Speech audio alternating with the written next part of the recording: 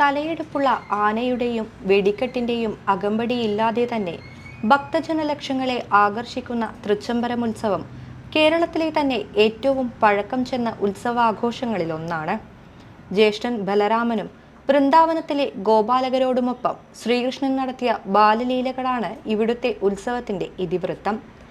കുംഭം 1 തുടങ്ങുന്ന എഴുന്നള്ളിപ്പ് ഉത്സവത്തിനു ശേഷം 22 നടക്കുന്ന കൊടിയേറ്റത്തോടെയാണ് പൂർണ്ണാർത്ഥത്തിൽ ഉത്സവം വലിയ ആഘോഷങ്ങളിലേക്ക് കടക്കുന്നത്.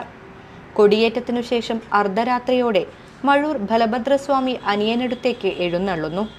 പിന്നീട് അങ്ങോട്ടുള്ള 14 നാളുകൾ തൃച്ചംബരം വൃന്ദാവന സദൃശമാകും. ക്ഷേത്രത്തിൽ നിന്നും 1 കിലോമീറ്റർ അപ്പുറത്തുള്ള പൂക്കോത്ത് നടയിലാണ് ഉത്സവാഘോഷങ്ങൾ നടക്കുന്നത്. ദേവന്റെ തിടമ്പ് തലയിലേന്തിയുള്ള ഉത്സവ സമ്പ്രദായമാണെങ്കിൽ കൂടിയും തിടമ്പ് നൃത്തത്തിൻ്റെതായ ചിട്ടവട്ടങ്ങളോ സമ്പ്രദായങ്ങളോ ഇവിടെയില്ല. തൃച്ചംബരത്തുത്സവത്തിലെ ബലരാമ ശ്രീകൃഷ്ണ ലീലകളോടൊപ്പം ചേർത്ത് വായിക്കേണ്ടതും പ്രാധാന്യമർഹിക്കുന്നതുമായ പേരാണ് മഞ്ഞവടിക്കാർ. രക്ഷാധികാരികൾ എന്ന നിലയ്ക്കാണ് മഞ്ഞവടിക്കാർ തൃച്ചംബരത്തുത്സവത്തിന്റെ അകമ്പടി സേവിക്കുന്നത്. ഉത്സവകാലങ്ങളിൽ ബലിബിംബങ്ങൾ പുറത്തെഴുന്നള്ളിച്ച് നൃത്തം കഴിഞ്ഞ് അകത്തെഴുന്നള്ളിക്കുന്നതുവരെ മഞ്ഞവടിക്കാർ ഉത്സവത്തിന്റെ മുന്നിലുണ്ടാകും.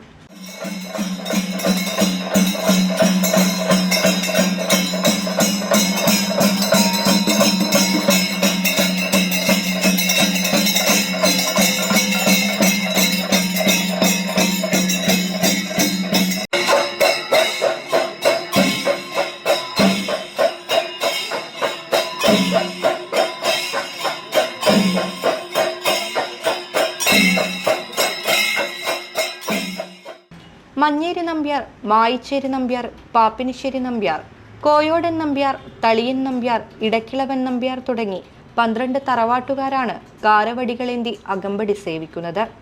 ഭഗവാന്റെ വേണുഗോപാല വിഗ്രഹത്തിനു വേണ്ടി വില്വമംഗലം സ്വാമിയാരും മീനങ്കട നായരും തമ്മിലുണ്ടായ തർക്കമാണ് മഞ്ഞവടിയുമായി ബന്ധപ്പെട്ട ഐതിഹ്യം. പട്ടിണിത്തറ എന്നറിയപ്പെടുന്ന സ്ഥലത്തു വെച്ചാണ് ഈ തർക്കം നടന്നത്. ഒടുവിൽ സ്വാമിയാരുടെ വാദം അംഗീകരിക്കേണ്ടി വന്നു. എങ്കിലും ഈ തർക്കത്തിന്റെ പേരിൽ ഒരു രാത്രി മുഴുവൻ ഭഗവാന് പട്ടിണി കിടക്കേണ്ടി വന്നു. പിറ്റേന്ന് പ്രഭാതത്തിൽ കാരവടിക്കാരുടെ അകമ്പടിയോടെ ദിവ്യ വിഗ്രഹവും കൊണ്ടുചെന്ന വില്വമംഗലം വേണുഗോപാലന്റെ സ്വർണ്ണ വിഗ്രഹം ഒരു കനകമാലയിൽ ബലിബിംബത്തോട് കോർത്ത് പ്രതിഷ്ഠാബിംബത്തോട് ചേർത്ത് വച്ചു.